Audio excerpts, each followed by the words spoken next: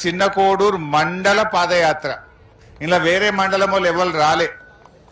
Only చిన్న కోడూరు మండల రైతులందరూ కలిసి మా మండలంలోనే 2 రిజర్వాయర్లు ఉన్నాయి, అంతగిరి టు రంగనాయక సాగర్ మేం పాదయాత్ర పెట్టుకుంటాం, నువ్వు లాస్ట్కి వచ్చి మాట్లాడిపో హరీష్ అన్న అన్నారు.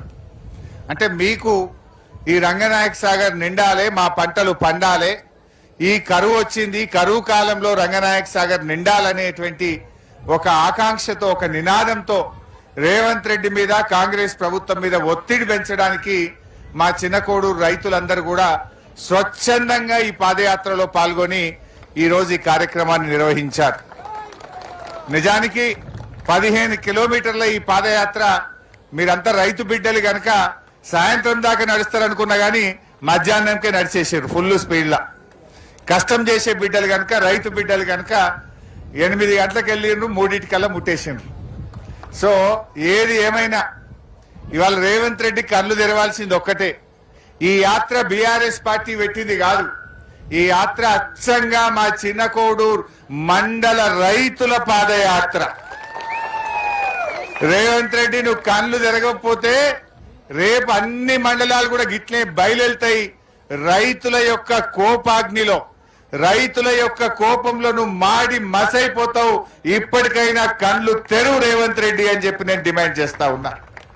నిజంగా చెప్పాలంటే ఈ కరువు కాలం తెచ్చిన కరువు కాదు, ఇది కాంగ్రెస్ తెచ్చిన కరువు, రేవంత్ రెడ్డి తెచ్చిన కరువు.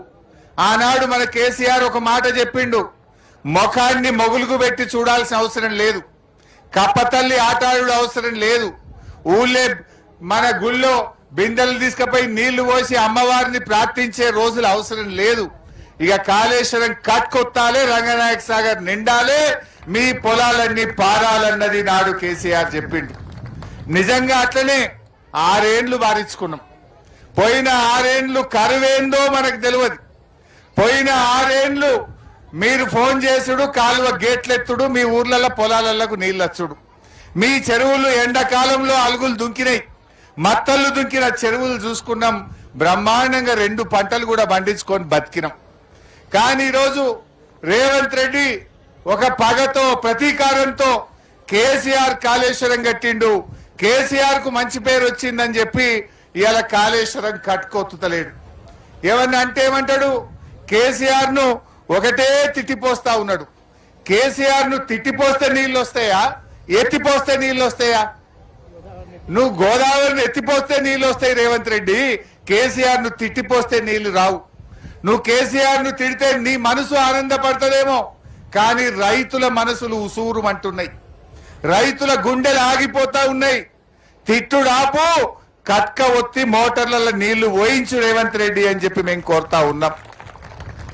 ఇవాళ రేవంత్ రెడ్డి నీళ్లు ఒడిసిపెట్టవా అంటే కిందికి ఇడిచిపెడతా ఉన్నాడు. ఈయన కిందికి ఇడిచిపెడితే ఆంధ్ర ఆయన చంద్రబాబు నాయుడు పట్టిసీమ మోటార్లు వస్తే ఆయన ఒడిసి పట్టుకుంటుండు, మనోడు ఇడిచిపెడుతుండు, చంద్రబాబు ఏమో ఒడిసి పడుతున్నాడు. మరి అలా మన ముఖ్యమంత్రి మన నీళ్లు ఎత్తుతాడా, కిందికి ఇడిచిపెట్టాడా? ఇడిచిపెట్టేటోడు మనోడు అవుతాడా? దయచేసి మీరు ఆలోచించండి. ఇవాళ రేవంత్ రెడ్డి 70 టీఎంసీల నీళ్లు మోటార్లు వత్తగా కిందికి ఇడిచిపెట్టిండు. గా 70 టీఎంసీలు ఎత్తుతే ఈ పాటికి రంగనాయక సాగర్ నిండుగా ఉంటుండే. ఎట్లున్నది రంగనాయక సాగర్? అది చూస్తే చిన్నపోయింది, మొత్తం గుండ్లు రాళ్ళు, మా చంద్రలాపూర్ తాళ్ళన్నీ మళ్ళీ తేలినాయి. ఒకప్పుడు నిండుగా ఉండే రంగనాయక సాగరు ఇవాళ చిన్నపోయింది.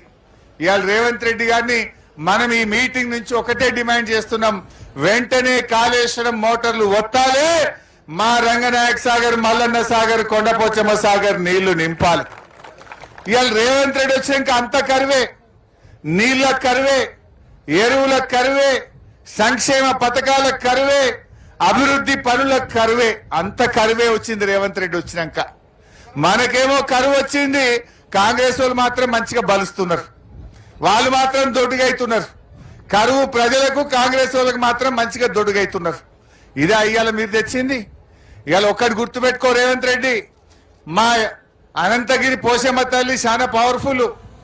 నువ్వు గిట్ట అనంతగిరి నీళ్లు ఎత్తకపోతే ఆ పోచమ్మ తల్లి మైమగల్ల తల్లి, ఆ తల్లిని భర్తం జాగ్రత్త రేవంత్ రెడ్డి అని హెచ్చరిస్తా ఉన్నా. మా రంగనాయక సాగర్ కు నీళ్లు ఎత్తకపోతే మా రంగనాయక స్వామి కూడా చాలా పవర్ఫుల్ స్వామి. మా రంగనాయక స్వామి నీ రోగం కుదురుస్తాడు, జాగ్రత్త రేవంత్ రెడ్డి అని హెచ్చరిస్తా ఉన్నా. మా మల్లన్న సాగర్ మా యాదవుల ఆరాధ్య దైవం. మా మల్లన్న సాగర్ నింపకపోతే మా మల్లన్న దేవుడు నీ భర్తం భర్తడు, జాగ్రత్త రేవంత్ రెడ్డి అని హెచ్చరిస్తా ఉన్నా. అట్లనే మా కొండపోసమ్మ తల్లి, ఆ తల్లికి ఏం మొక్కుతే అది బరాబర్ అవుతుందట. మరి మా కొండపోచమ్మ రిజర్వాయర్ నింపలేదనుకో, ఆ తల్లికి గిట్ట కోపం వస్తే రేవంత్ రెడ్డి నువ్వు మాడి మసి అయిపోతావు, జాగ్రత్త అని హెచ్చరిస్తా ఉన్నా. రేవంత్ రెడ్డి గారు ఇలా ఒకటి గుర్తు పెట్టుకో, ఎప్పుడన్నా నీ అసంటోడు వస్తే ఆ తల్లి ఆ దేవుడు నీ సంగతి చూడాలనే కేసీఆర్ అన్ని దేవుళ్ళ పేర్లు పెట్టిండు. ఇవాళ మనుషుల పేర్లు పెట్టలే కేసీఆర్. అంతగిరి పోసమ్మ పేరు పెట్టిండు, రంగనాయక స్వామి పేరు పెట్టిండు, కొమరల్లి మల్లన్న దేవుడు పేరు పెట్టిండు, కొండ పోసమ్మ తల్లి పేరు పెట్టిండు. ఇవాళ ఏమైపోయింది? బాధ ఏంటంటే పాలకుడే పాపం చేస్తే ఆ రాష్ట్రానికి ఆ దేశానికి అరిష్టం పడుతుందట. ఈ రేవంత్ రెడ్డి ఏం చేసిండు? పార్లమెంట్ ఎన్నికల ముందు ఓట్లు వేసుకోవాలని కనబడ్డ దేవుని మీదల్లా ఒట్టు పెట్టిండు.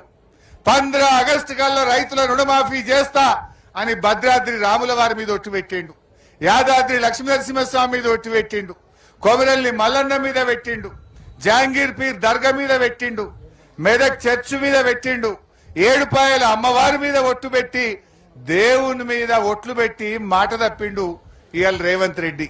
ఇది బంజైరాబాయి లొల్లేంద్రబాయి, ఇది బంజైరాబాబు జోసెఫ్. దేవుళ్ళ మీద ఒట్టు పెట్టి మాట తప్పిండు రేవంత్ రెడ్డి. దాంతో ఇవాళ ఏమైంది? దేవుడు ఊకుంటాడా? దేవుని మీద ఒట్టు పెట్టి మా పాలకుడే మాట తప్పితే ఆ రాజ్యానికి అరిష్టం పడుతుందట. ఇవాళ ఈ రేవంత్ రెడ్డి పాపం వల్ల, రేవంత్ రెడ్డి ఒట్లు పెట్టి మాట తప్పడం వల్ల ఈ రాష్ట్రానికి కరువు పట్టింది, కరువు వచ్చి పడ్డది. కేసీఆర్ ఉన్నప్పుడు 10 ఏళ్ళు ఎన్నడూ కరువు రాలే, కాంగ్రెస్ వచ్చింది మళ్ళా కరువు వచ్చింది. రేవంత్ రెడ్డి మాట తప్పి దేవుని మీద ఒట్టు పెట్టి మోసం చేసిండు, ఇవాళ అరిష్టం పట్టుకున్నది, కరువు వచ్చిన పరిస్థితి వచ్చింది. అసలు ఈ రేవంత్ రెడ్డి వచ్చిన తర్వాతనే రైతులను ఇవాళ అడుగడుగున వంచిస్తున్నాడు, వంతుల వారీగా రైతుల్ని వంచిస్తున్నాడు రేవంత్ రెడ్డి.